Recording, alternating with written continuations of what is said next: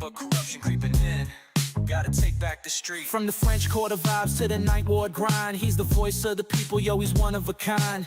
Talking about the struggle, the hustle, the pain, but with each word he drops, he's bringing power to the game. Gerod on the radio, calling out the lies, bringing light to the dark, keeping hope in our eyes. He's the voice of the people, making changes unfold. In the city of NOLA, we're reclaiming our soul.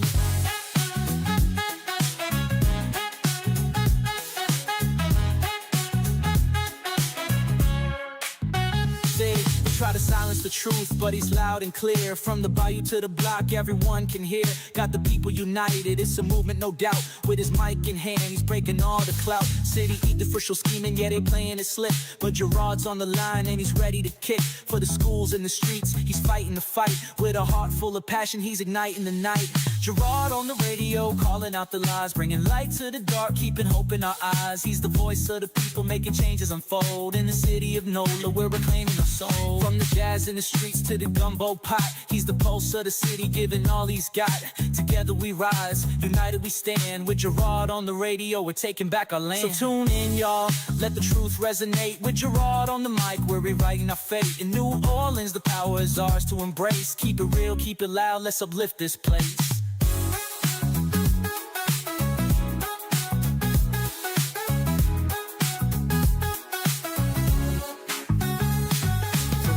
In the streets to the gumbo pot, he's the pulse of the city, giving all he's got. Together we rise, united we stand. With Gerod on the radio, we're taking back our land. So tune in, y'all, let the truth resonate. With Gerod on the mic, we're rewriting our fate. In New Orleans, the power is ours to embrace. Keep it real, keep it loud, let's uplift this place. Gerod on the radio, calling out the lies, bringing light to the dark, keeping hope in our eyes. He's the voice of the people, making changes unfold. In the city of NOLA, we're reclaiming our soul.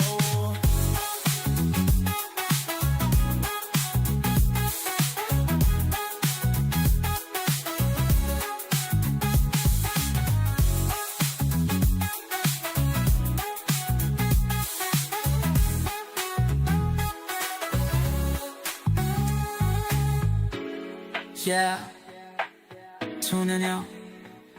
Let the truth resonate. With Gerod on the mic, we're rewriting our fate. In New Orleans, the power is ours to embrace. Keep it real, keep it loud, let's uplift this place.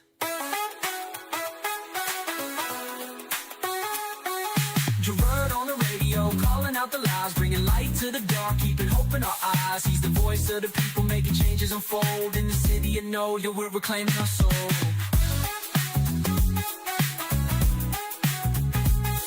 Yeah, let the truth resonate. With Gerod on the mic, we're rewriting our fate. We're writing it where? In New Orleans, In New Orleans. the power is ours to embrace. It's for you to embrace there, We'll Wicker. keep it loud, let's uplift this place. Wicker, embrace it, embrace it, embrace it. Hugs. Hugs for Embrace everybody. these. He is such a He's hater. not in a good mood He is today. I such don't a know what's hater. going on. Good Lord. Came and found him in the dark. Yeah, sitting up in here. Oh, I was sitting in there watching I the don't dead. know. oh, you had work to do. Wink, wink. I was watching the dead people. You watching the dead people? You know, it used to be a hospital. Yes, indeed. What's going on, good people? Welcome to Monday. It is the reality check. We got a lot to talk about. Short time to talk about it in, but we're going to get it in. Of course, in the building today, we've got the extraordinary, whichever one you prefer. The council is in the building. Suzette Bagnaris is with us. People is tired. People I'm tired. people. You people. I'm Moving the people. ground and moving desk. What you said? Moving the ground and moving desk. I'm trying. indeed. That's what I'm doing. Well, we had an election this weekend. Yep. So 2 key runoff elections have now been decided in the Louisiana legislative races. Sidney Barthélemy II has won Senate District C's 3 seat. The District 3 covers portions of the New Orleans area, including parts of Orleans Parish.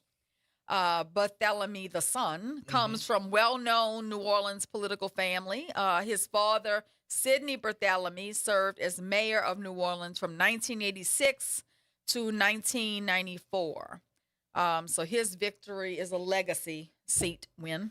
From 86 to 94, right? Yeah, from 86 to 94.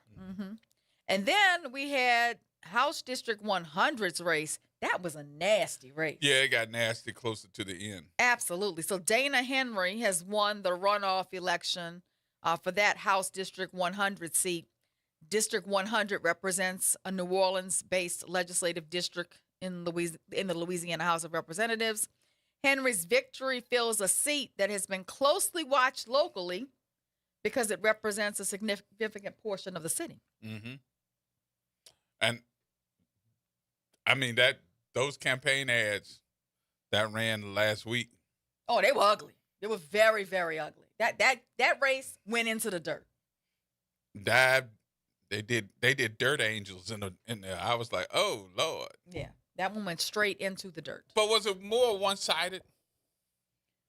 I didn't see a lot of negativity coming from Kenya Rounds' camp. Mm-hmm. I saw a lot of negativity coming from Dana Henry's camp, and it apparently it worked. Because I think out of the 5,000 votes that Dana got, I think Kenya got like 2. Yeah. But these runoff elections matter because they determine who will represent New Orleans at the state capitol in Baton Rouge at a very critical time. It kind of disturbed me when all of these state legislators were running from Baton Rouge. In the last wave of elections, everybody wanted to run for New Orleans City Council or for the mayor's race, and they were like evacuating Baton Rouge on a fast train. I guess, too, that, you get tired of being defeated. I understand that. But you got to have somebody in there on the times fight. are tough, Right. and we need a strong voice and a strong advocate for New Orleans and Baton Rouge. And I just feel like a lot of people just abandoned post because things were tough in Baton Rouge. But, now we have these 2 young men. I hope they are really focused on infrastructure, on economic opportunity, on education, and on civil rights, because they are turning back the hands of time. Okay. I am looking at the video Correct. of your office Correct. and going, good. Well, I guess more so than anything else, I said, good Lord, when we were bringing all the stuff in. But good Lord, you got a whole bunch of stuff that was put in your office over the weekend. So we have about, I would think, 300 Easter baskets, Easter grass. At least. Tons of Easter eggs that we are going to bless underserved children of New Orleans with. I'm asking our radio audience, our listeners, anybody who wants to help us donate candy and bless the children, they can drop the candy off at 1929 Jackson Avenue, Monday through Friday between 10 and 3. We are gladly receiving donations that'll help us to bless more children. And if you are willing to come help us to stuff these baskets, we would appreciate that. Again, you can come Monday through Friday between 10 and 3 to help us to assemble the baskets. And if you have an underserved daycare, school, Head Start that you would like us to bless, please email Gerod or myself at the law firm. I'm S. Bagnaris at BagnarisLawFirm.com.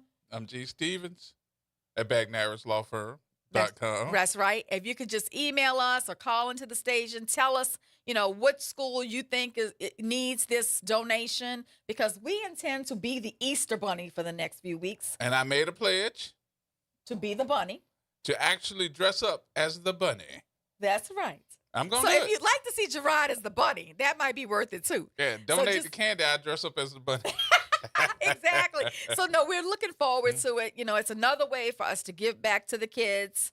I think the parents could use some help this year, and we are happy to give it. Because the kids deserve that. So we love to go into the classes, go into the to the little kids, because we did it last year. Went to a lot of the different schools and handed out candy to the kids, and not necessarily saying that, hey, we're gonna go to a field and do all this other stuff. Not this year. No, we're It's keeping it too late. inside. Yeah, we're We trying got- to keep it right. inside so your kids, if they wear their clean clothes, you expect them to be clean when they come home. We ain't gonna have them strolling around in the dirt looking for some eggs. No, we're just gonna drop them off at the schools. So if you have a school in mind, Brandon he said said it's the bad rabbit. bunny. You gonna be the bad bunny? Yeah, but Brandon said a rabbit, hunting season. It might be rabbit hunting season when he puts that on. But are you the bad bunny or the good bunny? We don't know. He's the That's all. G bunny. He's the Mhm. G bunny. I'm G Bunny, baby. Right, he's G bunny, baby. So look, let us know if you can think of a school. Put it in the chat on Facebook. We are looking for schools to bless.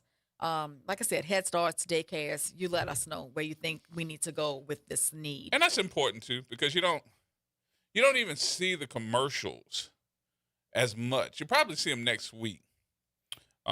With the Easter Bunny stuff, and I know you see the Cadbury stuff, but you don't see as many. That's about right.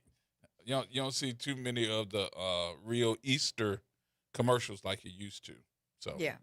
So help us out to help other people.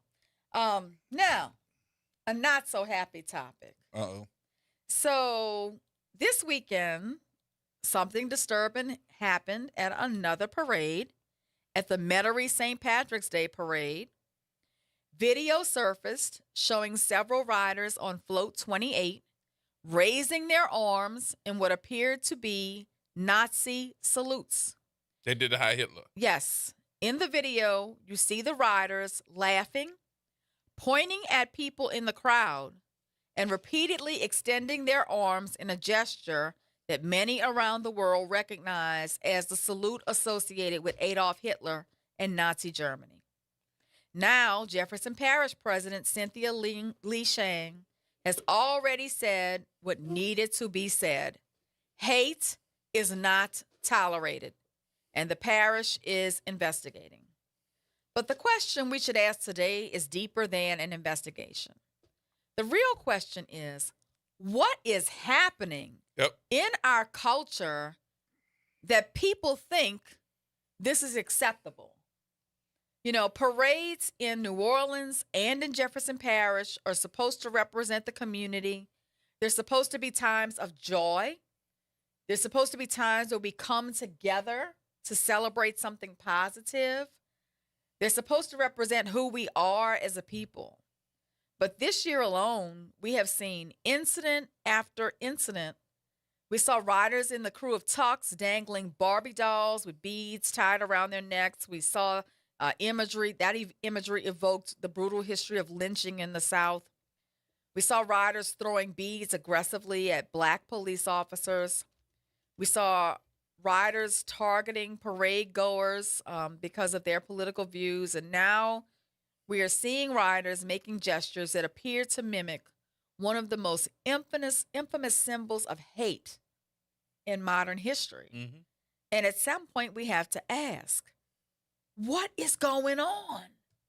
Is this national rhetoric from our president pushing this? I think it is. I really think it is. And I think people are starting to extend their bullying on the keyboard to now bullying outwardly in public. It all comes and rolls downhill. And I think that if they feel that he can do it, that they should do it too. I don't think that in my lifetime, and I don't know if anybody else feels this way, have I ever seen that the day that I wake up, I'm wondering what's it going to be today. It seems that we got some new crap on a worldwide level or on a country level. Every single day it's something else. And I really feel that this man has emboldened other folks to copycat him. If he can do it, I can do it too. If he can say it, I can say it too. If he meant it, I can say I meant it too. So what? That's what we needed. We needed somebody to be able to do that. No, we didn't. We need to keep the rhetoric down. You can be and feel the way you want to. Just keep it to yourself. Keep it to yourself. You don't have to share. Exactly. You know, and then another thing I kind of wanted to talk about today is we're seeing more and more of our troops headed to this Going to the Middle East. conflict in the Middle East. Yep. And I'm really concerned about it because, one, it sounds like from our president's own tweets that he decided to enter into this war because his son-in-law told him to do it. Yep. His son-in-law told him that they were going to attack us if we didn't attack them. Yep. He did not get any approval from Congress. He did not consult any intelligence agencies. And it looks like we've kind of just gone off into this conflict in a half-assed manner, not knowing when we're coming out of it or why we're fighting it. What's the plan? What is the plan? What's your exit plan? Right. I saw something on 60 Minutes last night that made me go, wow, they really are not thinking. And that was Iran is using these drones that they can make for hundreds of dollars with cheap material that they can go to any hobby store and buy, while we are shooting them down with $4 million missiles. We can't keep that up at all, but they can send hundreds of thousands of those drones because they're cheap. And we using strike missiles to shoot them down, which are costing us $4 million a load.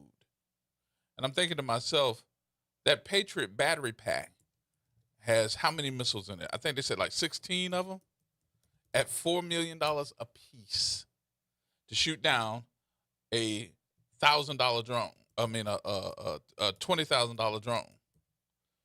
You know, I'm also concerned because as I'm looking at TikTok in particular, there seems to be a whole lot of African American young men and women and Hispanic young men and women on there saying, I don't want to go.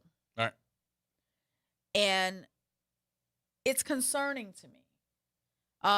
African Americans are slightly overrepresented compared to our share of the U.S. population in the military.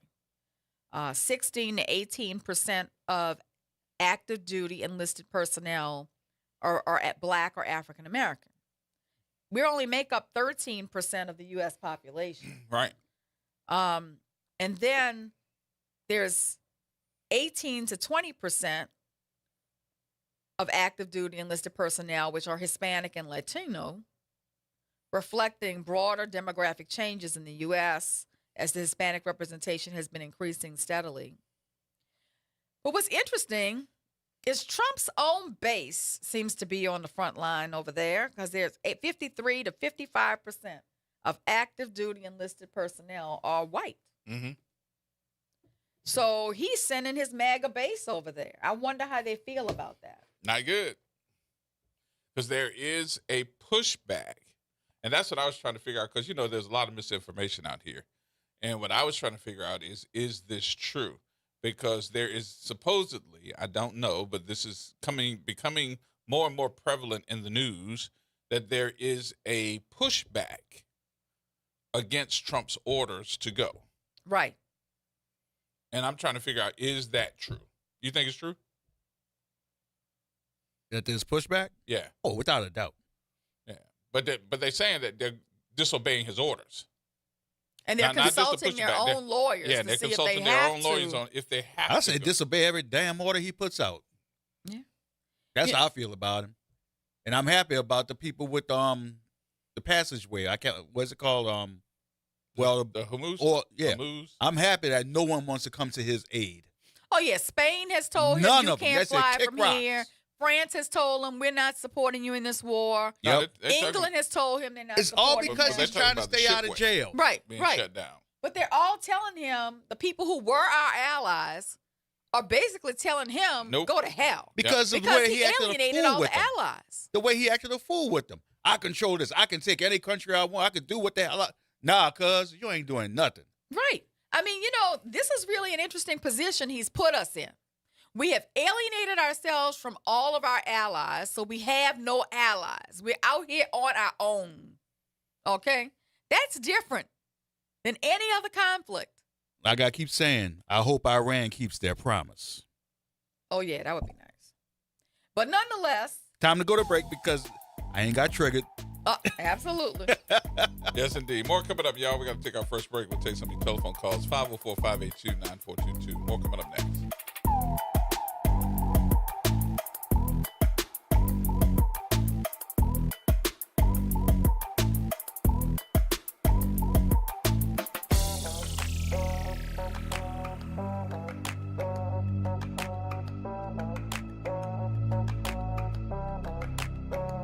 Real issues, real talk, real solutions. Miss an episode of The Reality Check? You can catch every episode anytime. Search WBOK Media on your favorite podcast app to tap the bold commentary, real-time reactions, and the powerful perspectives from the people and leaders shaping our city. Download, share, and rate it 5 stars because the real ones always stay informed. Tired of the impersonal, one-size-fit-all style of banking? You deserve a bank that delivers exceptional service and personalized attention to your needs. That's the Home Bank Standard. Since 1908, Home Bank has been a trusted financial partner for businesses and families because we go the extra mile to help you reach your goals. See for yourself why Home Bank is good for business, good for life. Stop by any New Orleans area location or find out more at home24bank.com. Home Bank, member FDIC. New Orleans, the city of festivals and second chances. This is Mr. Rocky of Faithers in Jesus the Christ, inviting everyone to come to the table of grace. No matter where you are or what you're dealing with, guilt, bad habits, mistakes, or heavy hearts, Jesus still calls us his friend, and his grace is waiting for us. Tune in to WBOK, 12:30 a.m., or watch live on Facebook or Instagram. We'll reflect on his work on the cross, his resurrection, his ascension, and the hope of his return for we who that believe and have received him by faith. So join us at the table of grace, where mercy is fresh, forgiveness is real, and grace is served for people like you and me. A careless driver can change your life in an instant. Do you know what to do or who to call? If you've been injured in a motor vehicle accident and do not have an attorney, call Auto Accident Help Desk for a free consultation. We can answer all of your questions and estimate the potential value of your case. Call Auto Accident Help Desk and connect with an expert personal injury attorney. Call 800-269-4524. 800-269-4524. Don't worry how to handle your medical bills, lost wages, and pain. We will get you the money you deserve. They got me way more than the insurance company offered. The consultation is free, and you do not pay any legal fees unless we win or settle your case. Make the smart call. If you've been injured in an auto accident, call Auto Accident Help Desk for a free legal consultation. Call 800-269-4524. 800-269-4524. 800-269-4524. Making a difference in the community. WBOK 1230 AM. Here we go. The Reality Check on WBOK 1230 AM. All right, folks, welcome back. Welcome back. It is another day under the sun, and we are here on this Monday. Cold outside, too. Suzette Bagnaris, Gerard Stevens with you. And then again, it looks like we had it again at the airport. Boom. Oh, yeah, that's going to continue. That's going to continue. So, you know, the CEOs of the airlines are now calling on the president to tell them to pay the TSA workers. Because now the TSA workers are not only not coming into work, they're quitting. So they're not going to have enough TSA workers whenever this thing is over with. Everything is backfiring on him. Yep. Everything. So you think about the trouble we're going to have with traveling. It's not just the TSA workers. We're also going to not be able to afford to get on a plane because gas is costing so much. It says it's going to go up in the next 3 weeks, 57%. Man, we can't afford to go around traveling the corner. on an airline. We can't afford to go around the corner, man. Gas prices going so high. I went the other day to Costco. It was $3.09. The very next day In Chalmette, it was 319. Yeah, And now everybody's I've seen talking it's about going that to 319 340 right something. now. It's ridiculous. And that's what y'all voted for. You got it. Yeah, I'm very concerned. My daughter's honeymoon is coming up in June. And she has, made travel arrangements to go to Europe. Right. And She might not come back. She might decide to stay. Look, she's talking about, France, Italy, Spain, and they were talking about going to Turkey. I immediately told her, you got to take Turkey off the list. Yeah, you got to get that off. Got to take Turkey off the list. But I'm even concerned about them traveling to Europe right now. I mean, I know for sure they shouldn't let people know they're Americans as they're traveling through Europe right now, because there are a lot of Iranians and Middle Easterners who live in Italy, Spain, France, and they could very easily become, victims by saying that they're from here. And haven't done a thing. But, they say Americans traveling to Europe should not panic, that millions of Americans visit Europe safely every year. But to me, global tensions remind us that travelers need to stay aware of their surroundings and monitor travel advisories and exercise common sense precautions and all those things. Now, I'm probably going to be by myself in this. But I really feel that it's not going overseas or going to another place that I'm worried about. I'm worried about the sleeper cells that are in this country. Because I can honestly guarantee you that there are plenty of them just waiting to be activated. And I saw reports that Trump had fired a lot of the people, or Doge had fired a lot of the people who were charged with the responsibility of monitoring those sleeper cells in the U.S. And fired them. Yeah. I think there's a lot of them. I really do. I think a lot of them just waiting, sitting back, waiting for that telephone call to give them the word. And they're going to do something. They've already started with the Jewish synagogues. Yes. We've had one military school and one synagogue already in 1 week?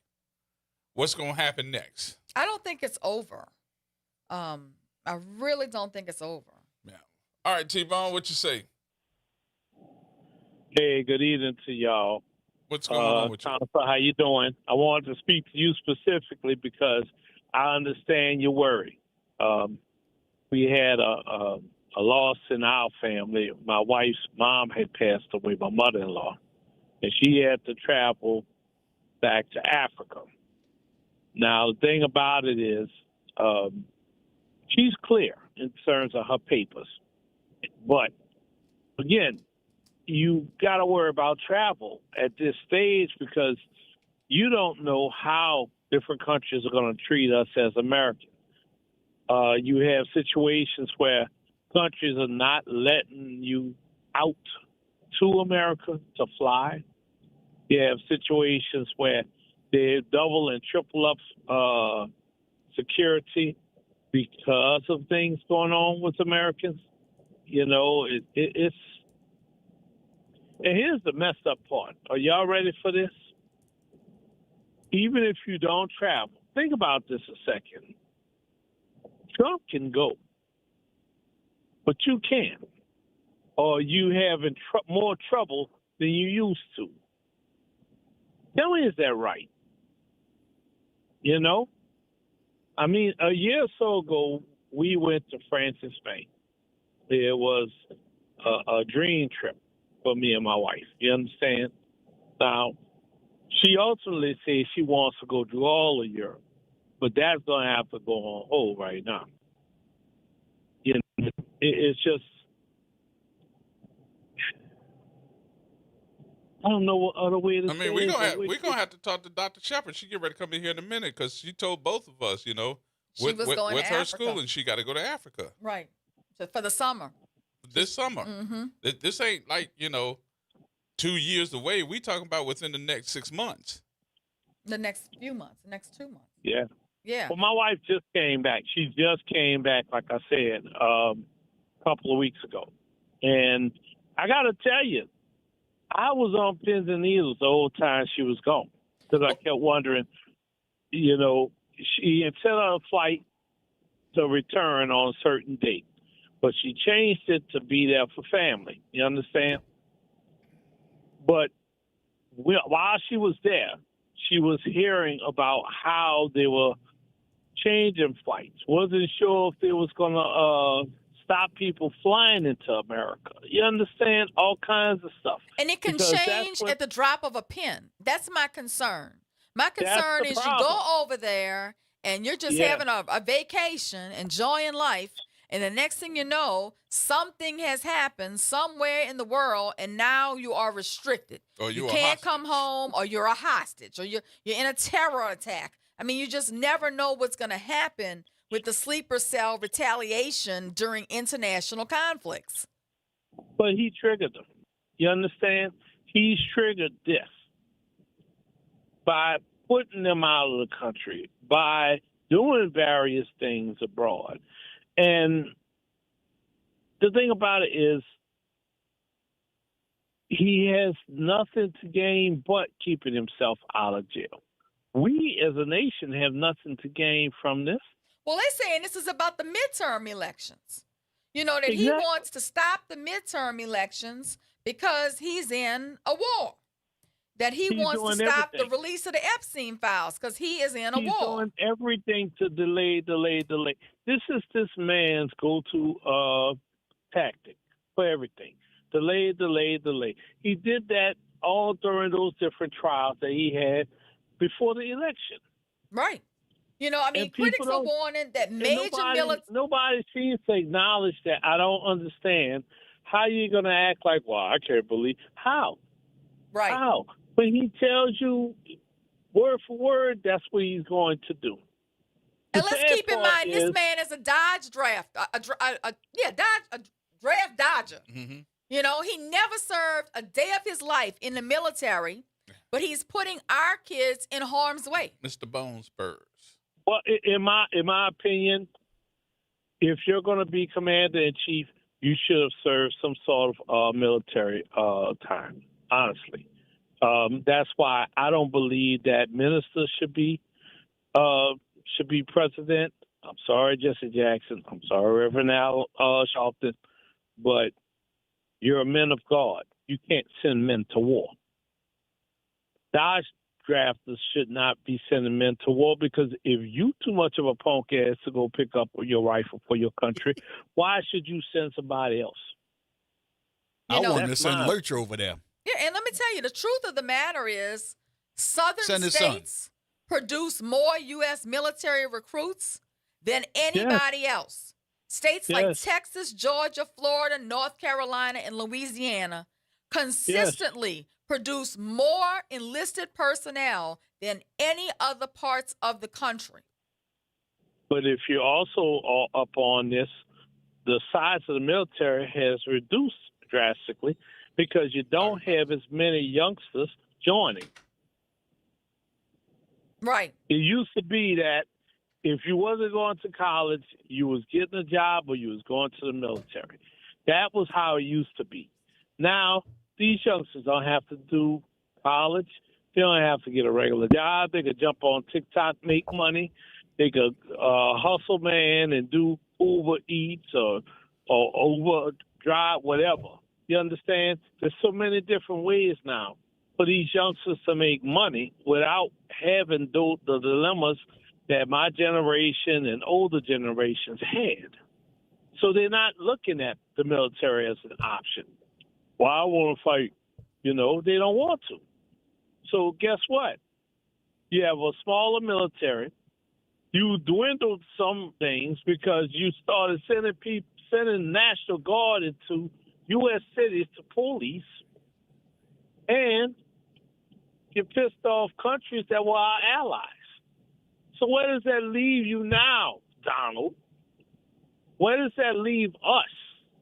You know? Well, there's some And talk that by they the may way- go back to a draft, you know, with this particular conflict in the Middle East if it continues to increase.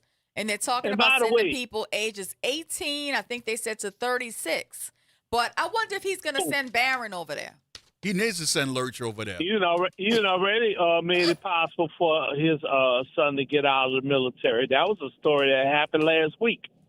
Oh, and by the way, Nobody's talking about the link to Russia, how Russia is supporting Iran. And how we just dropped the embargo on their oil. So they're supporting Iran and we're buying their oil. And he lifted some of the sanctions off of Russia. That's Dr. Shepard, who has joined us. Now, how bad is this, folks? We were sanctioning Russia all this time, even while he was in office, the second time around. Now you done gave them back their money, and they're using it to benefit Iran. How you don't have a problem with this? How? I don't understand. Are you really that stubborn that you don't want to admit that you were that wrong about choosing this man? Oh, he'll never admit he's wrong. He will never admit that this conflict is a mistake. But he has admitted that he went there because Jared told him to. I'm talking about the people that voted for him, voted for this, and thought that they weren't voting for this. No, they still won't admit they're wrong, Counselor. About 40% of Americans approve. So, and his base is like 30% of Americans. So most of his base is still okay with what he did. A lot of them don't think about the ties to Israel. They believe the same thing that they believed during Afghanistan and Iraq, that there were weapons of mass destruction. So they believe that Iran has weapons of mass destruction, or that they're enriching uranium, and that that is why we should have struck them. Like, the majority of his base still thinks it's okay. Everybody knows there's been reports of yellow cake over there. Everybody knows that. If you were here in the 80s, you know that that's been a fear. But here's the thing. Here's the ultimate thing. Russia backing them. Russia has nuclear capability. If Russia decided to just give them some dirty bombs to use on us, how bad would that look? How many people would die? Think about Russia's giving them the information for where to target. So they're giving them like satellite information and telling them where to send their bombs. But at the same time, Russia and China are condemning the U.S.-Israeli attacks as a violation of international law. That's the reason why they're backing Iran, because they're arguing that what we did was illegal. We bombed them unprovoked. So that's the reason why they would then be giving information to Iran. Okay, I thought you were saying they were giving information to us. They're giving information to Iran. It's right. all about where to strategically strike. Right. It's all about distraction. They're giving them money, and they're giving them intel. They've stopped short of offering military support to Iran. Right. But they're keeping their involvement largely to diplomatic efforts and intelligence and things like that. Also, I think that people don't understand the fact that while we're concentrating on Iran, Israel is expanding into Lebanon. So this is the distraction to allow Israel to get Lebanon as a part of greater Israel. Because what they want to do is bite off pieces of all of the surrounding countries and have Israel to expand from Egypt all the way to like the Euphrates or something. Yeah. I have to see the boundaries, but they're trying to get greater Israel, and we're just helping. All right, folks. You want to see the boundaries? Go to the Bible. This goes back to the Bible. Manifest destiny from these people of biblical proportions. All right, y'all. Thank you, my friend. Just look it up. Thank you, T-Bone. All right, look it up. We got more coming up, y'all. Everybody hold tight.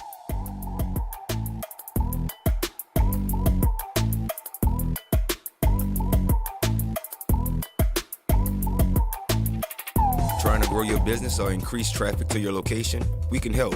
WBOK 1230 AM has a number of solutions that will meet your individual needs. Give one of our consultants a call today at 504-582-9420 or email us at info@wbok1230.com. And remember, an investment with WBOK is an investment in our community.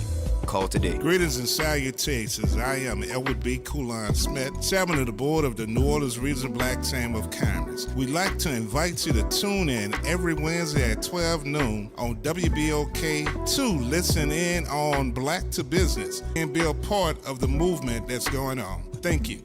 Welcome to Chemical of the Month from the Community Scientist and Rise St. James. This month's focus is polycyclic aromatic hydrocarbons, or PAHs, formed when fuels like oil, gas, wood, or trash are burned. These chemicals can enter the air we breathe and settle into our soil and water. Many PAHs are known carcinogens, adding to the health burdens faced by communities living near industry. Learn how to protect your health at risestjames.org. WBOK. Listen now on WBOK1230.com. Here we go. The reality check on WBOK 1230 AM. All right, folks, welcome back. Help is on the way. Thank you. Oh, boy, it is Monday, y'all. Welcome back. 504-582-9422. What you say, Miss Ariel? Hello. Hi there. Hi, yes. I'm calling because I'm curious about your perspective on Jared Kushner's influence on Donald Trump. You know, the fact that it's a conflict of interest, you know, in terms of family ties, business interests. You know, he's just recently created with Donald Trump and several other, you know, kings around and political figures around the world, this Board of Peace. And not to mention that with the Board of Peace, there, you know, Donald Trump can be on that board for an infinite amount of time. You know, there's no duration of time that he, you know, will get off. Let's just say like after 4 years. No, he can be on there and have influence for a long time. You know, and then my concern, even just looking at them creating the Board of Peace and what they're doing with, you know, trying to take over the Gaza Strip and what they're trying to build. It's just really, you know, inhumane what they're doing over there. But I'm just my key question is your perspective on Jared Kushner's influence and the conflict of interest as it relates to him.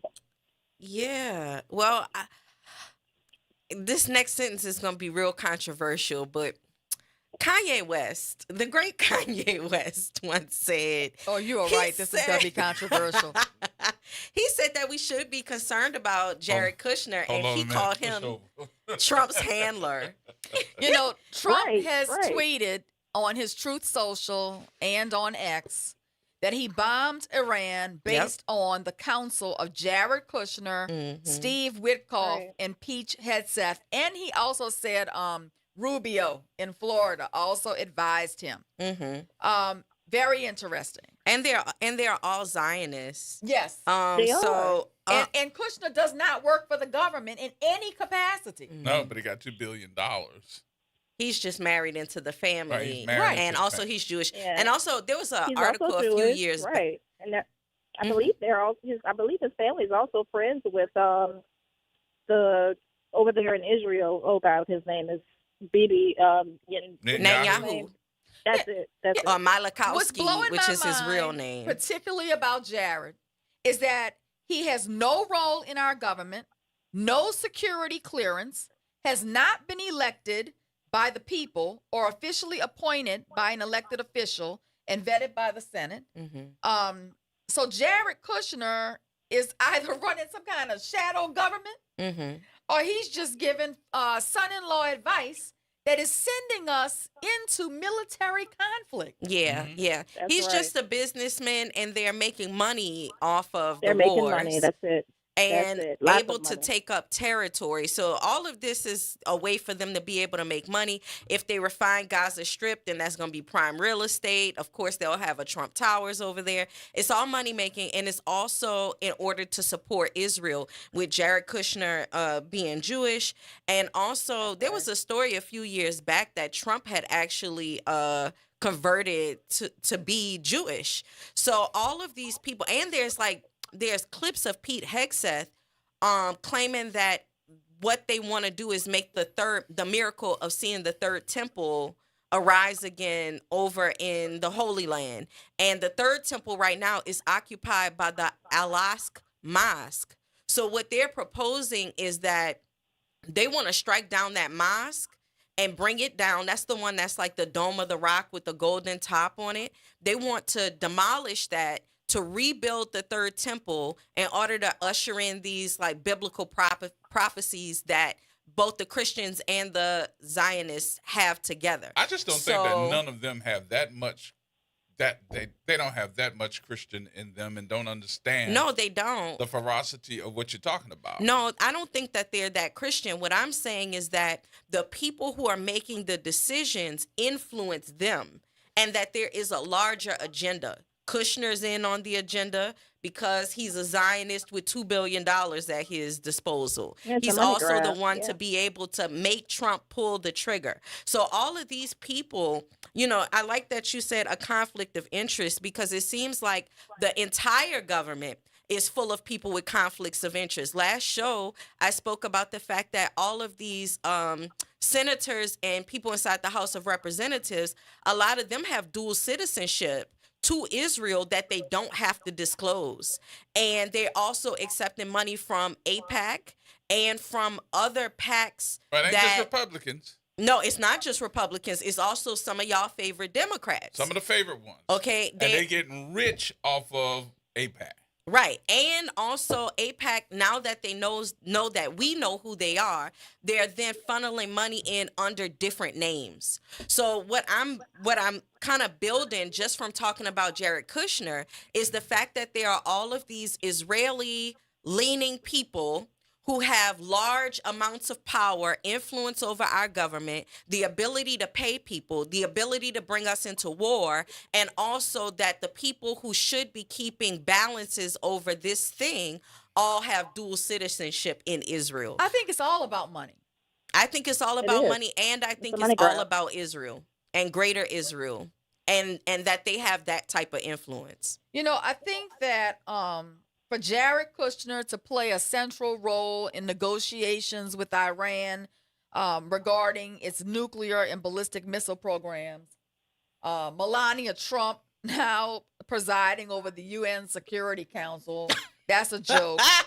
And now Erica Kirk has been placed on an Air Force Academy advisory board. Yep. None of them are qualified for any of those positions. Well, Erica Kirk was at least she's been spotted on old CIA training footage giving information about cybersecurity. So the idea is that at some point she may have been in CIA. So she might have been Charlie Kirk's Russian intelligence. Yeah, she might have been Charlie Kirk's handler. Y'all think about this for a minute. What does that sound like locally? Here. Somebody on some type of board, some type of commission, something that has no business being on it because they don't have any information, no type of opportunity to say, here's my credentials. This is why I should be on this board. It's just patronism. Almost every nepotism. Every appointee of Trump has ties to his businesses, his properties, or his investments. Yeah, that's or his like family. That's like Ed McMahon's wife being the Department of over the Department of Education. The wrestling guy, his wife is over the Department of Education. None of these people are so qualified. same thing. But America isn't just being pickpocketed; we're being armed robbed in broad daylight. Like these people are making millions, if not billions, of dollars off of these kinds of conflicts and selling information, I think, to foreign governments. Oh, for sure. At our expense. And I think that the damage that is being done now is not going to be able to, more than likely will not be able to be corrected immediately. It's going to take a whole lot of time for something that's done in 10 minutes. And the question is, though, why is Congress allowing it? Like, they're just sitting back and they're just allowing it. I mean, told y'all. No War Powers Act, no having to go to Congress to spend before spending billions of dollars on a conflict. I mean, nothing. I just said why. Because they all have money from Israel and dual citizenship in Israel. That's the reason why. That is the reason why. Because remember, they took up a vote, and the vote was, should Donald Trump have to come through Congress with this war? And They even said no. taking up a vote, and they said no. Yep. But even taking up a vote is ridiculous because the Constitution says that he would have to do that regardless. So the fact that they would make it into a vote is absolutely ludicrous. And it goes to show that it's not about what we think it's about, and that they're just about to do it. The fact that they left Americans stranded over there before they even went in and started bombing, they didn't make sure to bring people out. You know, it's almost like the same thing that they did in Venezuela when they went and attacked, and they didn't have to go through Congress for that. So I think we're going to expect to see more of this. They're just going to do whatever it is that they're going to do. And Trump has presidential immunity. And before he leaves out of office, he's going to make sure his whole family and everyone else has the same immunity. I agree with that. Let's keep the tally, though. So far, he asked Italy for ships and to help in the war. Italy said no. He asked France. France said no. He asked the UK. The UK said no. He asked Germany. They said no. He asked Spain. They said no. He asked Japan. They said no. He asked Australia. They said no. He asked Norway, Canada, and China. They all said no. He asked the Netherlands. They said no. He asked South Korea. They said no. I think he's running out of options. He doesn't have any friends except Israel. All right. It's Well, an thank you so much for your unpopular perspective. move. I appreciate it. All right, Miss Ariel. Thank you. All right. Bye-bye. So we the Lone Ranger? We out here by ourselves? No, we have Israel. We out here by ourselves. And we Girl, give that's them the last money. partner I want to have my back if I'm getting jumped. They said it's our greatest ally. That's the last partner I want having my back if I'm getting jumped. Y'all didn't hear the side eye that Gerard just gave me. Yeah, where's Canada? But Canada's gonna say no. Canada's like, you we mean out. the great state of Canada? Great state. And Iceland, not Greenland, but Iceland. Well, you know they're telling us to kiss their behind. Yep. They don't want to hear it. Well, I think that we're in a situation where, you know, if we do get into a major issue with war, messing around with all these different, they're going to gang up on us. And when they do, we're going to have some problems. Yeah, Israel isn't concerned about that. What are you talking about? They're not concerned about the fact that we will isolate every other ally other than them. And how could they even be an ally when they depend on us for funds? Yeah, that's true. And isn't that the reason why Trump said he wanted to pull out of NATO? Because they depend on us to give them money? Yep. So why is it then that we'll fund a whole nother country? Because we got two criminals and that they're in control of the countries that have proven themselves as doing war crimes. And they're going to keep it up together. That's Heard all. that. All right, y'all, we'll take the break here. We got news coming up next. Everybody hold tight.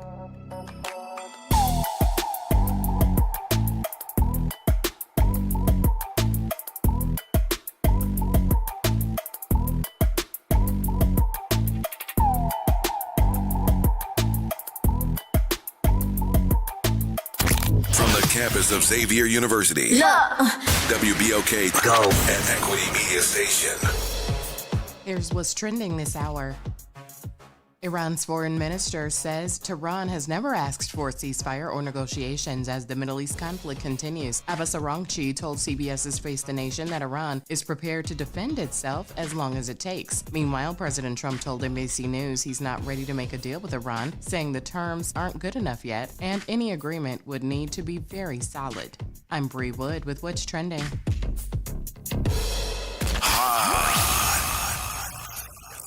Here we go.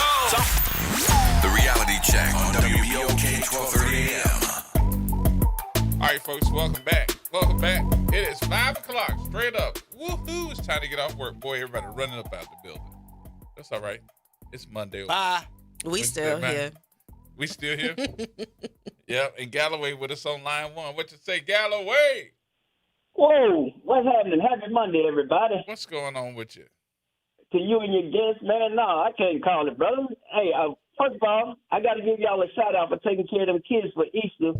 with y'all Easter baskets and all that other good stuff. Good job. Keep up the work. Now, I hear y'all talking about Dumb Donald and him out there playing our St. Joe battleship with Iran. Gerod, I'm telling y'all, Iran has been waiting on us for 30 years to come on over there. And what he does not understand, he fired all of the experts on Iran. The reason why he fired them is because they had some dealing with his classified document case. So if you was involved in that, he fired you. So all your counter experts on terrorism of Iran is gone. Jared Kushner and Bibi Netanyahu have been friends a long time, probably since Kushner was born. And the last person in the room with enough money talks to Donald Trump, he believes whatever they say. So when Kushner told him about this stuff, he said, go ahead on and do it. Now you put our people in a bind. I was on what they call a MU. That's a Marine Expeditionary Unit Force. We go to hot spots. It's about 2,500 total Marines on those ships. And I was on the 11th MU I was on. I was on the USS Rushmore. I've been on several ships, but I remember that deployment so well because the captain of the ship, her name was Michelle Howard. She's a little black woman. She's retired a 4-star admiral. She was the first black woman to lead command a naval vessel. That ship is an amphibious assault vehicle. So that's what they're sitting over there. And that MU, I know the 11th MU I was on, it was 3 ships. And it's full of Marines. We sleep at the bottom of the ship on the 3rd deck. Well, we're there to actually go take a beachhead or secure some type of area or secure an embassy. Now, if that's what he planned on doing, we don't have enough ally support. Y'all laid it out very clearly of all our allies, our strongest allies. France, England, and the United States have fought together since World War I. France did not fight with us during Operation Iraqi Freedom. That was the first time they didn't fight with us. Every other war or conflict, France has been on our side. Now, when the English start turning on you, that means the Australians, that's who he's going to ask next. If England turns, Australia is not going to come with you. So you're going up against an Iranian army, a special Republican Guard, and I'm not saying that we can't defeat them. If they line up their 10 against our 10, we'll crush them. But the thing is to lure us in to drain our natural fighting capabilities. Right. You got just like the Afghanis did to Russia. They made Russia spend 10 years over there. They made us spend 20 years over there. We were spending billions of dollars a month for absolutely nothing. When you have these, the Navy has about 148 destroyers. I think 75 of them are missile guided, and then the other ones are they also have missiles, but they are used for anti-mine detecting, which that strait is heavily mined right now. Right. That's why I want no ship try to go through there. Even if you do make it past the missiles, you got to worry about the mines. And if you're an oil tanker, you don't have nothing to defend yourself. You just got to pray that you get through there. So the guy has messed around, and it has us out there on the island because the other Gulf states who are being attacked has not said we're going to commit one troop to go over there and stop Iran, who Iran is their natural enemy. But I hope this does not turn into what's his name, Pete Hegseth, going around talking about this holy war stuff. Yeah. Y'all do not want to get in a holy war with people that walk around with belts and chains with nails in it, hitting their chest to sacrifice themselves. Sunni and Shia will fight each other to the death. But when America comes in, they will combine forces and fight us till we are done. So this is nothing to play with. But you got to remember where we at. New Orleans, Louisiana. You know what you have, right? The 4th Marine Division. That's a potential target. Gulfport. You have the Navy CV base. That's another potential target. Yep. So folks better really pay attention because this draft that he's talking about, 18 to 36, there's no 36-year-old going to take orders from a 21, 22-year-old sergeant. Right. At 36 years of age, that's 18 years in the military. So you're close to retirement at 36. Now, you think some 36-year-old off the street is going to sit there and take orders? It's a mess, and he wants the mess, but he thought that he was going to be able to do what he did to Venezuela and all these other Cuba, and just punk everybody. These people are like, no. This man told them yesterday to the American public, the Iranian prime minister or foreign minister, he said, we ain't made no deals. We don't want to negotiate. Right. They said they didn't ask for a ceasefire, and Trump said they did. They did, and then backed it up and said, "Oh no, well we're not going to give him one." But that's because of the fact that he saw that the prime minister's persons that speaks for Iran came out and said, "We didn't ask for that." Mm-hmm. Well, then you got a new element to the game, which I tell people, pay very attention to this AI, these lasers that's going around. This stuff is crazy, the type of stuff we got that China has, and China's allies with Iran. Well, you know, that's why they shut down the border right at the wall. What was that, 2-3 weeks ago, when they said no planes flying because they had those the military testing those lasers. Yes, this stuff is they ain't want to tell dangerous. nobody though. That's that. I hear that, and also in combination with the way that the Department of War has been trying to get an AI.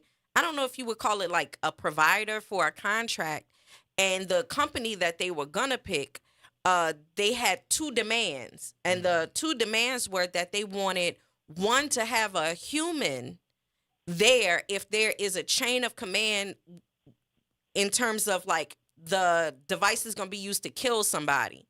The company wanted to be sure that AI wouldn't be used to just target and go. They needed to have a human inside the chain. And then the second ask that they had was that the AI surveillance not be used on American citizens. And so because the AI company wanted that, then Hegseth and Trump said that they were a far left-leaning company, and they banned any place in government to have a contract with them. So what that tells us is that the United States government wants to have the ability to target and kill people without having humans involved, and they also want to be able to use AI for mass surveillance of Americans. They wanted to use that thing, like you just said, to turn on Americans. When you have a riot or a protest, we're going to go out there and we're going to lay and zap some folks. I'm telling you, this man has no idea what he's doing. Yeah, also, I would say that I would think that the bombing of those Iranian schoolgirls was probably AI induced. Because what we do know is that Israel was using AI decision-making when they bombed Iran. And that's the reason why they would wind up shooting establishments that didn't make sense, and something that a human might leave alone, they wound up actually targeting or like raising the area because it was AI decision making. And so the United States government wants the ability to use that same thing, and they are not going to support companies that are against it.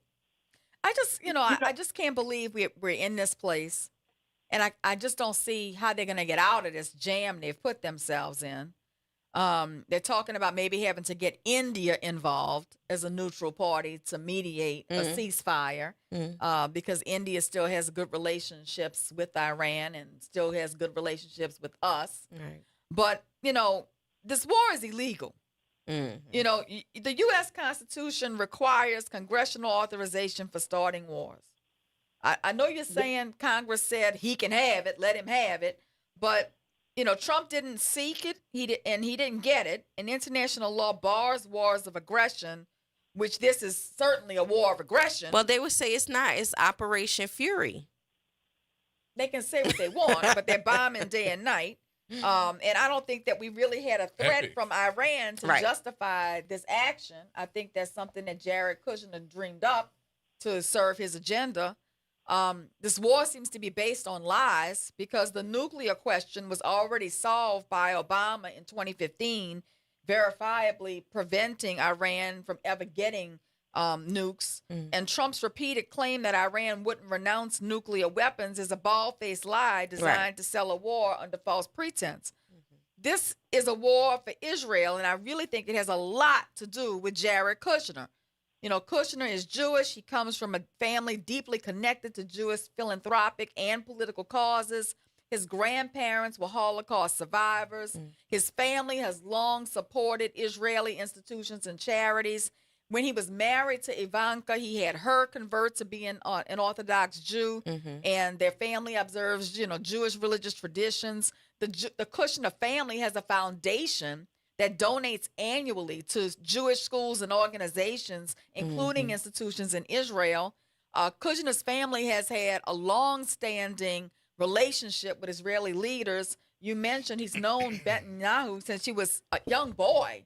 As a matter of fact, Netanyahu reportedly stayed at the Kushner family residence when visiting the United States in the 1990s. And during the Trump presidency, Kushner met frequently with Israeli leadership. He has business holdings in Israel, and while serving as a senior advisor for the White House from 2017 to 2021, Kushner helped shape many policies that were pro-Israel. Right. The thing about it, though, is that prior to Trump coming into office, Kushner, who's given all this advice, had no experience doing any of this.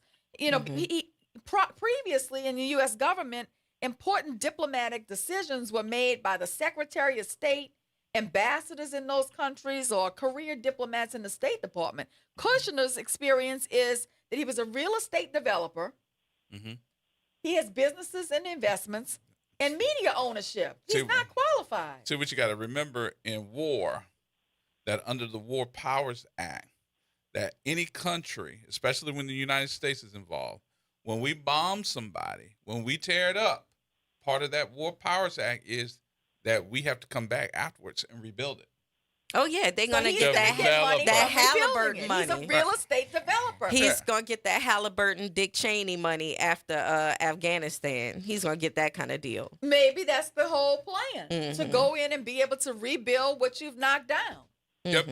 And also to kill people. It's all about I'm going to tell you this.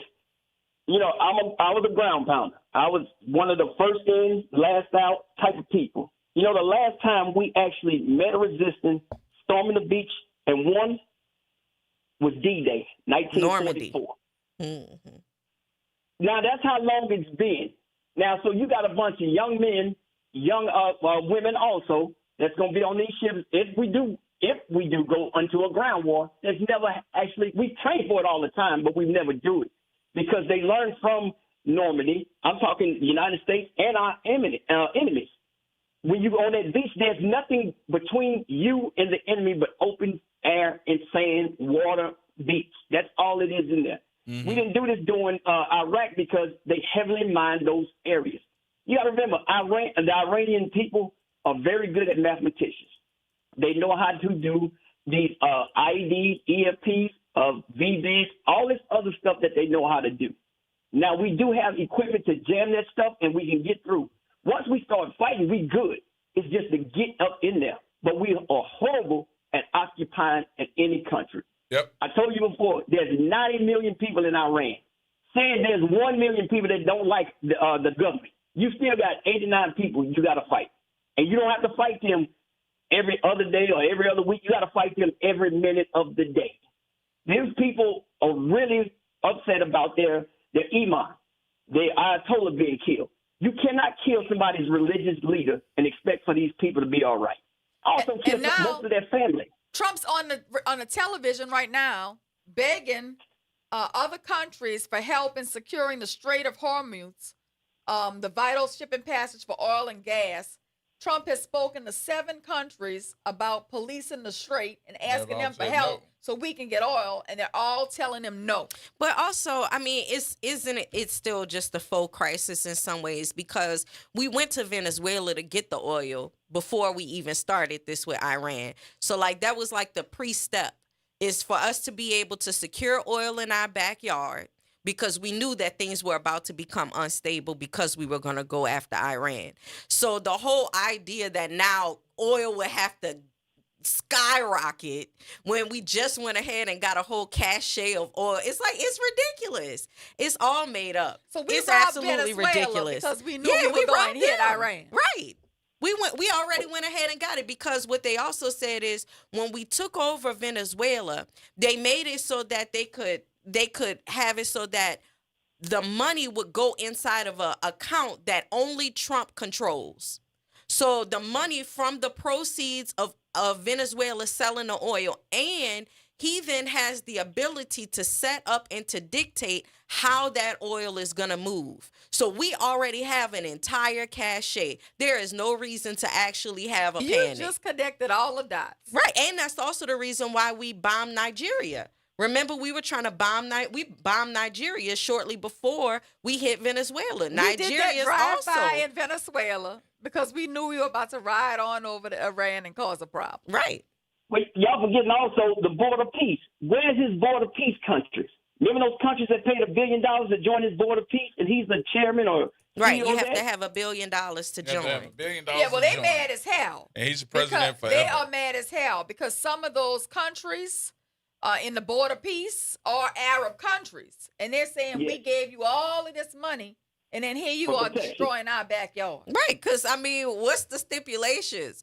Who you about to what did you think you were about to get from out of that deal? You thought that your country was going to be able to be safe after you watched what happened to Afghanistan and Iraq and Syria, and I mean, we could just keep pointing all over the Middle East. That's a stupid thing to have done. To actually give them money for that. That's ridiculous. I mean, think about it. It's United Arab Emirates, and they're mad as hell. Mm-hmm. Okay, they're like, you're bombing us. They bombing them. Yeah, exactly. But they're bombing them in order to bring them out of that position. Because why would you be an Arabic country in with the United States when you just saw what they did to everybody else? Don't you know they're coming after you next? Yeah. Well, when he asked Germany for help, Germany's defense minister said, this is not our war. Right. China won't say whether it will assist in reopening the trade passage, but it says don't count on it. The escort one oil tanker, you're going to need 4 Navy destroyers. And they're fighting the war. Yes. So you really cannot, in today's society, you really cannot just go to war on your own.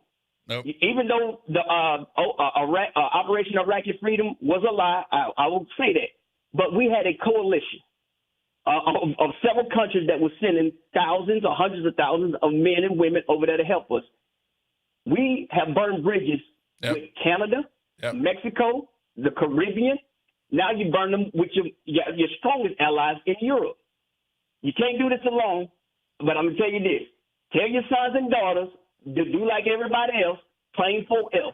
You know what 4F means? Means you're crazy. Yep. Because if you don't claim 4F, you're going. You claim what? Thanks for taking my phone call. All right, Galloway. All right. All right, He said claim what? I don't know. And while we're focused on this war, they're pushing the SAVE Act through. Mm-hmm. Either claim, We're gonna get he to said that in a claim minute, you're crazy but or let's- bone spurs. Suddenly my bone spurs Say is it. acting up. Say it. We missed him. We missed it.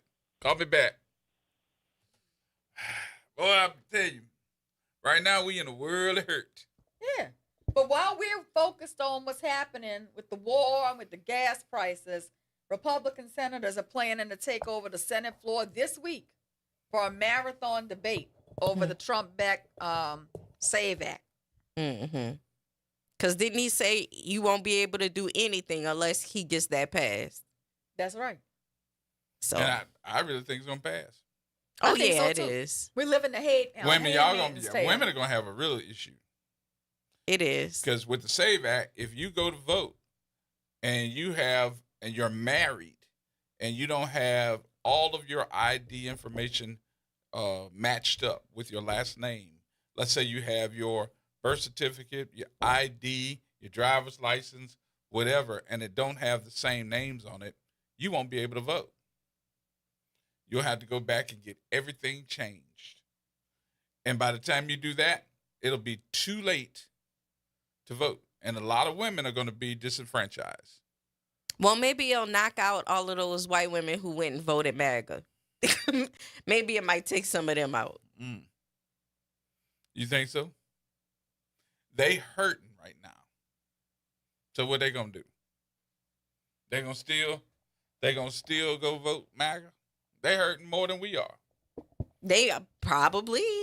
So far, nothing has moved them. And black folks are sitting back. We quiet. We still saying, let them have that. But it's hurting you too. Cost of gas going up, cost of groceries going up, cost of everything, cost of living, cost How of your about them house. eggs? The house. The egg prices. He said that's what he was going to bring down for them. I wonder if their eggs got lower. What they said is just temporary pain. For what? What was the other part of it? All I remember is it's supposed to be temporary pain. Temporary pain. Nobody likes temporary pain either. Immediately, if you have a pain on you and it's temporary, you're trying to find something to fix it. That's right. All right, we got to take a break. We'll take the break here. We'll come back. We'll have some more conversation. Cousin, hold on. I see you. More coming up in a minute right here on WBOK.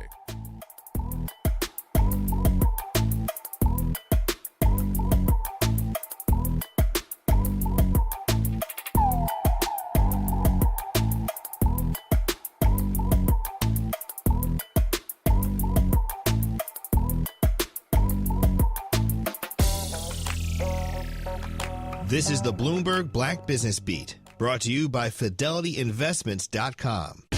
MoviePass CEO Stacy Spikes wants a piece of the growing prediction market pie with his new platform called Mogul, where you can creatively bet on the success of your favorite movie stars and films. Spikes told Bloomberg he's building the model around sports betting, which he says drives engagement for leagues. When people are doing that, they go to the games and watch the games 75% more. So the more that you're engaged in outcome and what you think is going to happen, the more likely you are to go to the movies. Spikes in a conversation with Bloomberg TV's Romaine Bostick. It's a bold strategy, but Spikes thinks it could be the film industry's next big thing. When you're doing sports are regional. Well, when something like Wicked opens, it opens worldwide. Yeah. So you have no impediment to worldwide growth, so it could grow very fast. I'm Bloomberg's Justin Milliner on the Black Business Beat.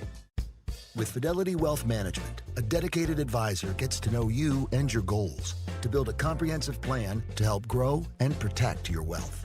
Backed by a team of specialists, they'll analyze all your accounts, even the ones they don't manage, to keep an eye on taxes and provide proactive portfolio insights that can help you unlock your wealth's full potential.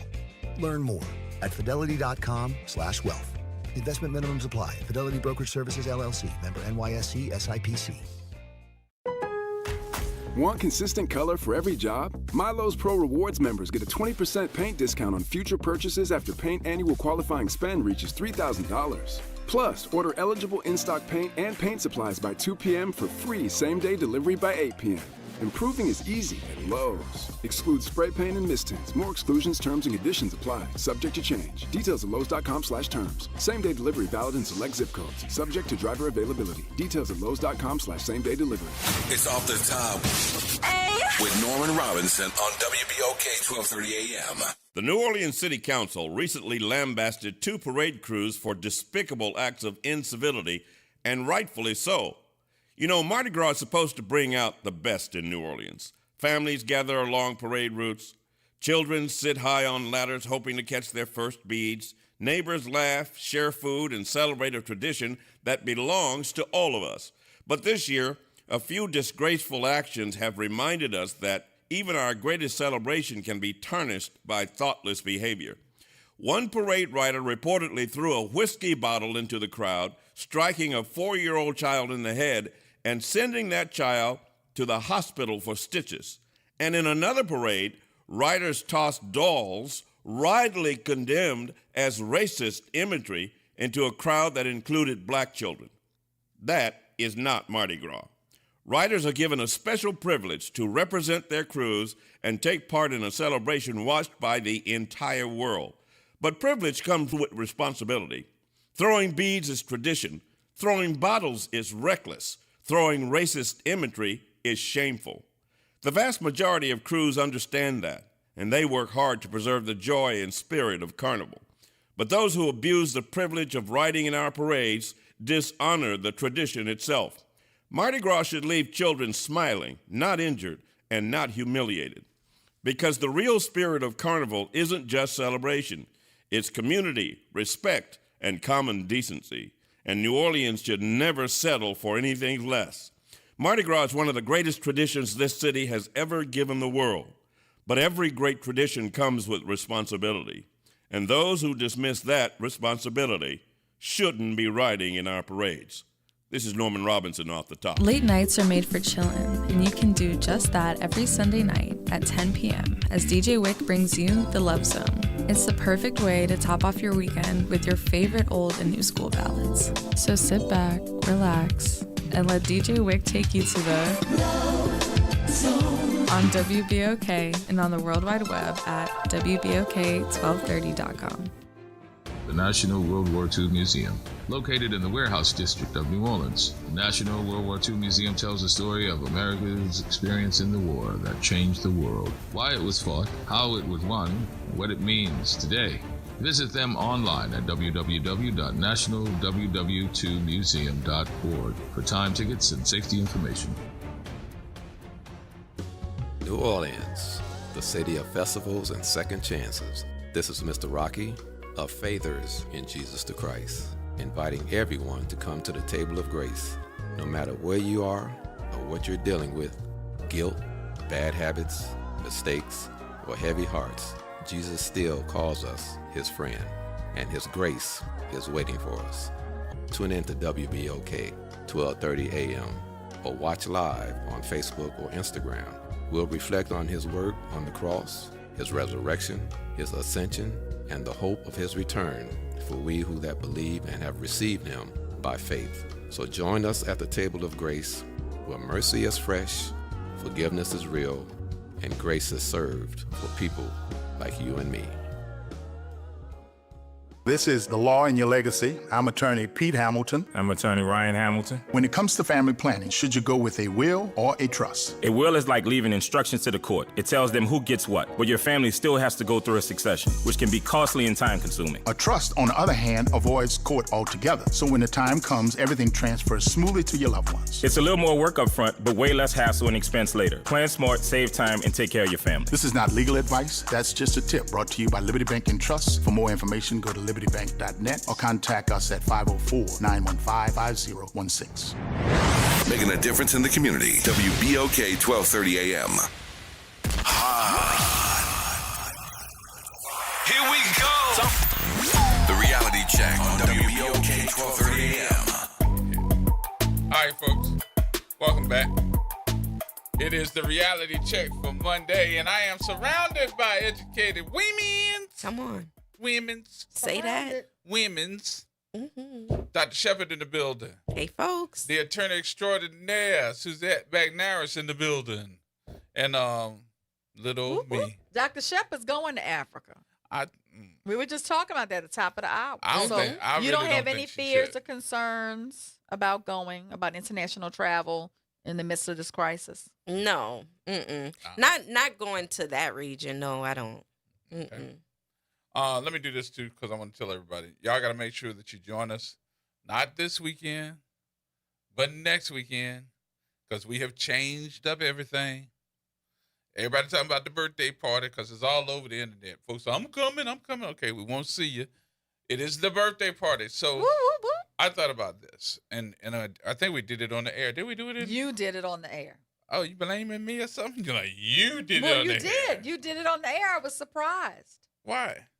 Because this was supposed to be your 60th birthday party. That's a big milestone. So that was your moment in the sun. I was very happy to come celebrate you. I'm going to still be in the sun. I'm going to be up in the sun. You're going to just be in the sun with me. Okay. Yeah. So thank you very much for allowing me to share it with you, because your birthday is 7 days later. Aww. Oh, It's wait, hand me Aries my season. bell so I could No. go off. Don't give her that bell. Don't give her that bell. That's her bell. That's her bell. Oh, Lord. All right, there we Yeah, go. so Getting old. we're having I'll a be birthday party. She's going to be 58. 58. So I said, why are you? And then she got to disappear for a couple of weeks because her daughter having a baby and she gone. Right. I have to go assist with baby Christian in Oh, Houston. that's wonderful. So I'm like, you know what? Let's have the party while you're here. So we're going to have the party together over at the Vault. Correct. And we're going to have that's so DJ Polo 504 in the building. Yep. It'll be very exciting. And I mean, everybody's calling. Man, we're going. And it's a white party, so you gotta wear white. All right. It ain't costing you nothing to get in, but you gotta wear your white. Don't come up there looking like you a pimp, wearing some fuchsia. So your party is whites only. Let's rephrase that. Gerard made that decision. Let's rephrase that. If it were up to me, it would have been an all-black party, Dr. Shepard. But he had already decided that it was going to be an all-white party. Wear your white. I'm kind of feeling the all-black at this stage in my life. But okay. I think we're going to get off of this right now. Cousin, what you say? Hey, cuz. What's going on? First, I say good evening to you and your co-host, and I'm not scared anymore. You're not scared? No. He's calling in because I'm being calm. I'm being calm. That's right. That's right. You need to calm down. Y'all just won't let me rest, huh? I was on them people because they wouldn't pay my landfill people. You know, but now I've cooled off. All right. Let me throw this in. I'm 79 and a half. I never thought I'd live to see the dumbing down of America. Me too. And we getting ready to get into a situation where we did with Vietnam. Tens of thousands of our children going to be caught up, injured, or killed behind a wall. We really don't know why we in it. As a wise person told me this, when two brothers are getting ready to fight, you stop them before they start or you step back, best man win. Because we're in a no-win situation right now. We are creating enemies that we don't need. And when you go to war with the enemies you don't know, that's a hard war to fight. And the other part I'm going to add to it, when it went to Venezuela, the special forces extracted the president and his wife. They could have easily bombed them, but they didn't do that. And they bombed those other military bases where they didn't have to do that either. They killed over 100 and some people. We are making enemies that we just won't live long enough to appease them, or they get over their relatives and friends being killed for no reason. We don't have an end game with this. It just is unbelievable what Trump is doing, and spineless people up there in Washington some of them are going along with this, and none of their children is going over there. I'm willing to bet that. That's all I wanted to say. All right, cuz. Thank you. Thank you, sir. You're so right, because there's a lot of senators that attended a briefing today on the Iran conflict with Trump. And what they're all tweeting is, without releasing intelligence information, there is no plan. You could tell there is no plan because he said that it's successful and that there was a regime change, but they said that the son is worse than the daddy. And the Strait of Hormuz is still closed to us. So how are you calling it successful? And when are we actually supposed to wind up pulling out then? And they said it cost like $7 billion in the first 2 days. He has spent more than $11 billion in a week bombing Iran for reasons he can't explain. And it's been more than 2 weeks. So if we just double it, I think that, we would have enough money to invest in something: critical education, student loans, health care, something. Well, something could have got a boost of money. The last time the United States used a large-scale draft was during Vietnam. And about 2.2 million Americans were drafted. And the research shows that the majority of those drafted came from the working class or the middle class. Wealthier young men were more likely to avoid combat service. So really, when you think about it, Trump and his friends have no fear of their sons being drafted, hitting the front lines of a war. So why not? Why not? Because it's going to be the middle class and the poor, whose kids are the price paid in the war. All right, let's get some of these calls. We got everybody standing by. Cedric? All right, let's go. What you say? All right. Hey, what's up, Jay? What's How going you on? doing, Gerard? Good. Brother, I'm listening to this, man, and I tell you what, the largest draft was in Vietnam, the last one, but he didn't make that trip because he had bone spurs in his foot or something like that. Bone spurs. But I'm looking at this because I can remember growing up watching the Vietnam War on television, seeing my uncles come home from Vietnam and cousins that were hurting. I mean, more mentally than physically, So, but what's really going on right now is that it's about oil. It's about big bank take little bank. They want it all. He's a crook, and that's all he's ever going to be. I talked to some people the other day, and it was like, well, could you imagine? And I hate to bring the brother name up, but could you imagine if Barack Obama had 2 baby mamas and 1 felony? One felony, not 34, huh? Not 34, but just 1 felony. Mm-hmm. You know what I'm saying? So we have to, like I say, like you say all the time, get out and vote and do the right thing, but also stand up for something, man. Don't fall for the banana in the tailpipe. This dude here, he's robbing and stealing. He's Venezuela. Now, you didn't jack Venezuela for the oil, but the oil prices done gone up. Mm-hmm. So it make it make sense. Make it make sense, people. And you guys over there at WBOK, man, keep on doing what you guys are doing. Brother Gerard, I love you, man. Happy birthday to you coming up. I know you're going to be clean as a Kroger chitlin when you fall up in there. Cleaned them twice. I twinkled twice, brother. But you guys be good, man. God bless y'all. Have a great day. And, all right, I appreciate you, man. Listening. Thank you again, kindly. All right, later. He's going to be clean as a chitlin? Yep. Cleaned them twice? Cleaned them twice. All right. You ever did that before? You clean chitlins? I have never cleaned chitlins. I have never eaten chitlins. You have never? Never.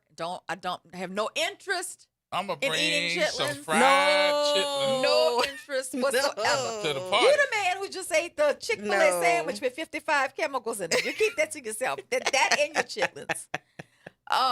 I was not by myself. I was not by myself. You had company? No, Dr. Shepard just showed us 55 chemicals in the Chick-fil-A sandwich. I'm not together in a minute now. It's coming. It's coming. I just am very concerned going back to this. I think the callers have made a great point. This is not our war. We didn't ask to be in it. And the sons of these wealthy families. But when you say it's not our war, what is the war? What is the war? The war seems to be a money grab to be able to redevelop Israel, get more land for Israel, and steal oil. Yep. Money, land, greater Israel. Yep. That's the whole check. Thank you. We have nothing further to say. Yep, that's all. That's it. That's the mic drop. So do we want to die for that? No. And also it's given a nice distraction. You don't hear them talk about the Epstein files as much. Right. And you also don't hear them talk about Israel going into Lebanon. And we're not paying attention. And the SAVE Act. Well, don't forget, they didn't want to call it a war. They did not want to call this You said a war. Operation Epic They Fury. called it Operation Epic Fury or a strategic war. Or what it says, strategic military operation. Right. This is war. Mm-hmm. Oh, it's definitely war. And what, 12 of our people already dead? With Russia giving them intelligence, to me, that's like some World War type stuff. Cause just tell me how we win, okay? Because I don't see a win. Oh, we don't win. This is Afghanistan. This is Iraq. Yeah, because option one is the U.S. retreats from the Iran conflict, and if this happens, American influence in the Middle East could collapse. Israel would be likely forced to face Iran and Hezbollah and multiple proxy groups on their own. In the large run, the U.S. could appear weak in the eyes of rivals like Russia and China, because I think we are appearing kind of weak, to be quite honest. Yep. And another option is ground invasion. The U.S. sends troops to Iran, which he's talking about. That would be a mistake. This would be risky. Yeah, this would be risky. Iran has experienced military forces, complex terrain, natural defense barriers, including mountain ranges reaching up to 4,000 meters. Right, that's stupid. The war could last 20 years, cost about $2.3 trillion, and in the end, U.S. forces would have to withdraw, leaving behind large amounts of military equipment, and people would die. I mean, you tell me, where's the win in this? I'm not seeing the win in this. And now look at him. I just told y'all, the ad is on television.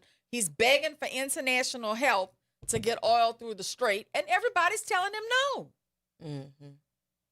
United Kingdom Prime Minister is saying no. They're all telling him no. Mm-hmm. And the third option is even worse. Nuclear strike. They're not going to do that. They're not going to nuke it. They wouldn't do that. Where would that come from anyway?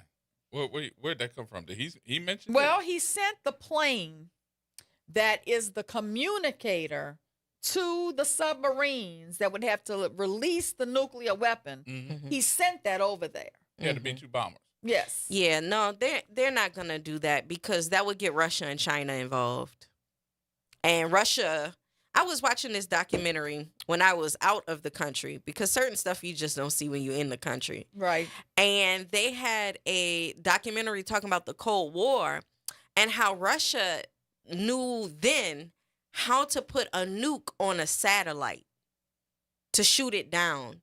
And that we had wound up going into agreements with them that they would never use it. So while on our end, we get the story that we won the Cold War because of going to the moon and like all of that other stuff. Like there's information and technology that it is that Russia has that we would never want to see. So yeah, it's fine. Russia's giving Iran intelligence. Guess what? We're buying oil from Russia. And we're loosening their sanctions in order for us to be able to get oil. So we actually want to work with them. Remember when Trump has said that Putin wasn't that bad of a guy? He's really a good guy. So like we want to be able to work with them. If we were to bomb Iran, then China and Russia would move to bomb us because they're working with Iran. Yeah. There's no and so there's no reason to do that. Yeah. So I don't think that they're gonna nuke them. We're just gonna wind up being over there for a very long period of time unless they stop it, or pride comes before the fall, and we wind up falling because empires fall all the time. So I really do. I'm having nightmares, I have to admit, at night that we're gonna get hit on American soil. And I don't think I'm alone in that. I think so too. I think this time we're going to get hit. And the question is where? And I think it is going to be someplace where there is an oil reserve here in the U.S. And it's usually in the South. Baton Rouge. New Orleans. Texas. The Gulf. Texas. The Gulf. California, maybe. I mean, these are the prime targets. And Alaska. Yeah. All port cities are susceptible. All port cities. Yeah. So does that bring it home for you, listeners?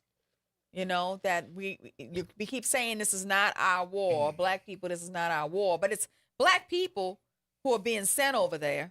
And we may be a target. Also, we should remember that when there was the Iran hostage crisis, that Iran freed the black people. They didn't keep the black people as hostage. They let the black folks go. Yeah, and Jesse they said Jackson that they went over there and told them.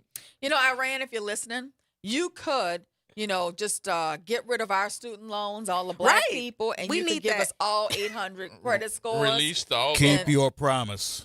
Yeah, That's all I say. Keep your promise. Release the You could Epstein help files. a brother out over here, Iran. It would really hurt the United States for them to get the Department of Education's loans.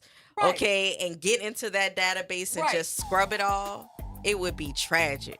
Well, you remember when Libya was trying to do that and basically went straight to Farrakhan and told Farrakhan, hey, we want to give you billions of dollars so that you can get your people out of debt, so that you can get their credit scores up, so you can give this money to your people. Talk about black people. They wouldn't let them do it. Wasn't that under Gaddafi? Under Gaddafi. That's why I said it was Libya. Yeah. So, more coming up, folks. Everybody hold tight.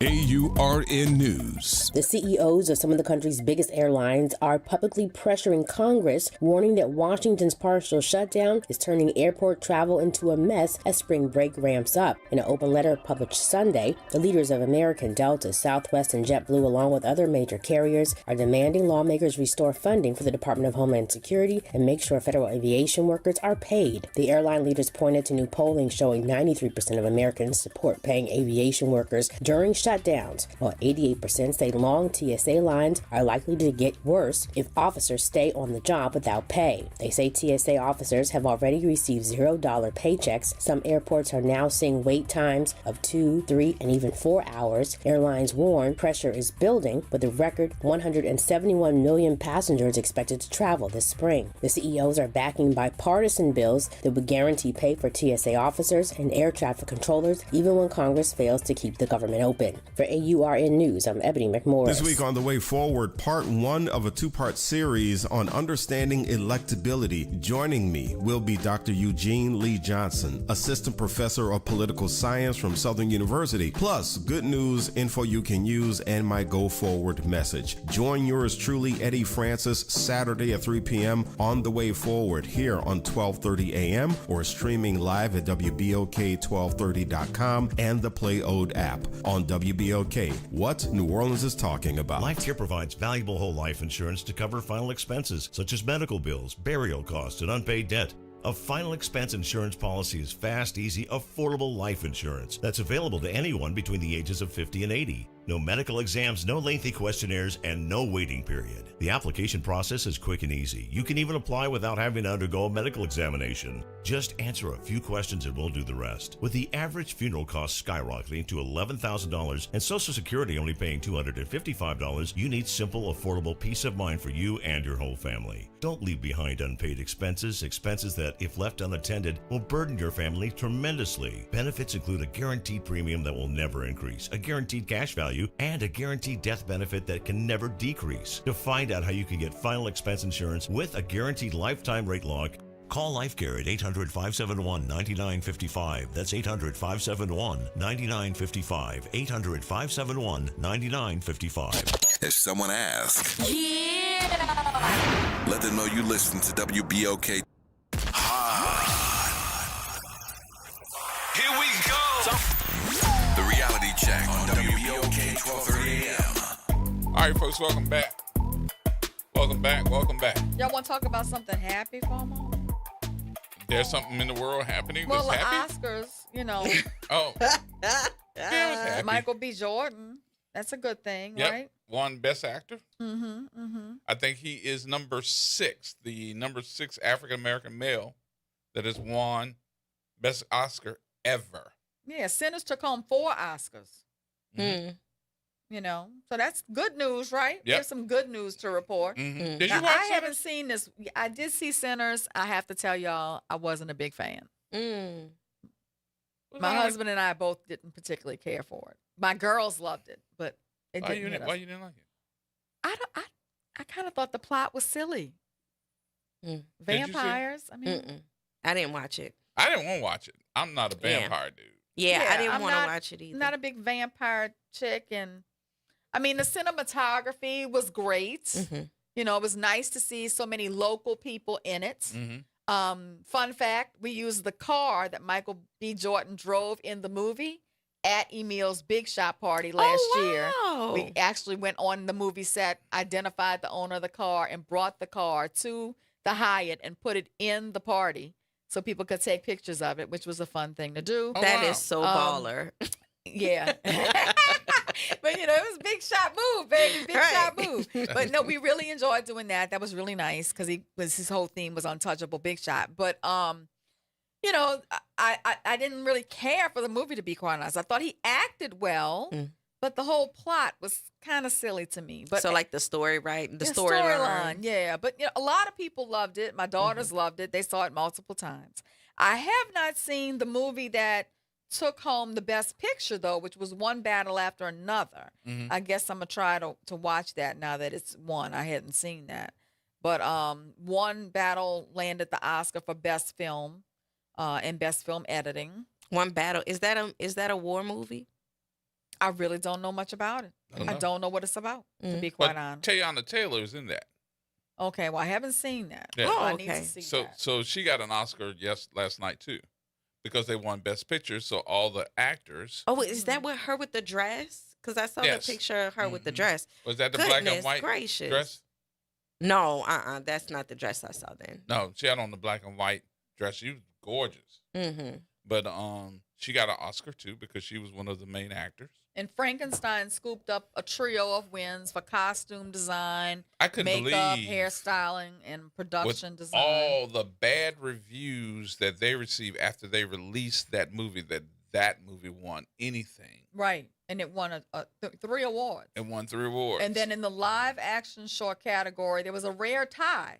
Norway's Sentimental Value was named Best International Film, and Mr. Nobody Against Putin won the Oscar for the Best Documentary Feature. Nobody Against Putin. Yeah, I'm going to have to look at that. I haven't seen that sounds either. interesting. Now, something else I'm going to put into this, but it wasn't with the Oscars. I actually went on just, I have Prime as an app on my TV, so I went to go see what's the latest movies coming up on Prime. Sinners is now up on it, so you can watch it on Prime. And then they gave me the #1 movies, that everybody's watching. I don't know if this was Netflix or whether this was Prime. I think it was Prime. But guess what #1 was? What? Melania. Are you serious? Yep. I couldn't believe it. I can't believe it. I can't believe that either. Is it true that the person who made the documentary was on the Epstein list? Because Yes. I've heard that. Yes, pedophile. So they watching pedophile documentaries. So one of the things too that I've noticed about this issue with the Epstein files, it's not just referencing to me one person, which is Trump. I know everybody says Trump, but it seems to be a cult of people that have been caught up in these many pedophilia type issues for years. Yeah, but they have some type of relationship that they go back to. And even Pam Bondi, they got photos of her. So I'm like, how do you become the attorney general? Right. And you're involved in this. And I'm surprised that if she sat in front of everybody on this committee hearing, they didn't ask her, was she involved? That's interesting. Also on the Senate hearing, though, I was thinking about when they had Kash Patel come down and they asked Kash Patel to speak for what was in the documents. And he said Epstein was a lone actor and that he had no accomplices and no criminal network. And they still haven't called him back. Nope. Or went ahead and said that he was lying while he was, lying Iran, under oath. If you're listening, release the documents so we can see the remainder of them. Mm-hmm. Especially if they get the unredacted ones. The unredacted ones will be ask fine. Putin for them. Because then in the Epstein files, it says something about, does Putin have the video of Trump and Bobby blowing Bubba? That's what he said. Does Putin have the video of Trump blowing Bubba? Is supposed to be. That's Bubba? No, Bubba is supposed to be Bill Clinton. Well, Right. but then somebody came out. The person who, I think it was addressed to Epstein's brother. So then the brother came out, or whoever it was that it was addressed to, said it's not Bill Clinton. So he broke his silence to say it's not Bill Clinton, it's someone else that Trump was blowing, that Putin would have the picture of. Ew. Blowfish. Okay, so Putin can possibly release some unredacted Epstein files. But I know who can, and he was the first one to set everybody off when him and Trump got arguing. And that's your boy from Tesla. Oh, Elon Musk. But Elon Musk was begging to go. He's mighty quiet right now. Because he was found in the Epstein files begging to go. He kept emailing Epstein, asking if he could come to the island and would he party with him. Yeah, he didn't go, though. And Epstein didn't want him. But also, that's the same thing that got that got Elon Musk with Trump. Because when Trump was on the campaign trail, Elon Musk would show up to Mar-a-Lago and wouldn't leave. And he kind of like forced himself onto Trump, which is how he wound up getting in that close proximity to the presidency. Well, I mean, we are talking Epstein files, so. Well, I will say this, but one of the things, too, that they have not pursued is the fact that they made Bill and Hillary Clinton go. They said, hey, if you don't go, you're going to be in violation of this, yada, yada, yada, yada. They went. Now, I think that they got to push and tell them that since they went, Trump, you need to go too. Trump needs to go. You need to go too. But also, I mean, what good would it do with Bill Clinton having gone? He's already shown he lie under oath. So yeah, he lying. He'll lie under oath. So, like, what You in does a hot that do? tub with a woman. Come on. You just laying there? You just enjoying the bubbles? Bubba, enjoying the bubbles? I didn't touch that woman. I should have knew. I did. She said I did not have sexual relations with that woman. With that woman. And some people are thinking that maybe she was an Epstein plant as well. You know, Epstein had the picture of Bill Clinton in the blue dress painted and hanging in his house. I saw somebody post something the other day. I thought it was funny. They said, ain't it funny though? Ain't nobody said this. I said, what is it? What is he talking about? Nobody has ever said that they saw Barack Obama in none of that mess. You know that his wife would have killed him. It'd be like he'd been drowned in a bubble. He was drowned. All right, that's gonna wrap us up. That's all we got today. Oh, that's it? That's it. Thank you. Don't forget, we got parties coming up. We'll talk about them again on tomorrow. So y'all be back on tomorrow, 4 p.m. Thank you, Dr. That Shepard. place gonna be packed. It's gonna be Thank y'all. jumping. You got to move it to the convention center. We're gonna try to get Barry on too. Talk about it. All right, y'all. That's gonna wrap it up for us on today. We'll talk about it again tomorrow. Y'all have a great day.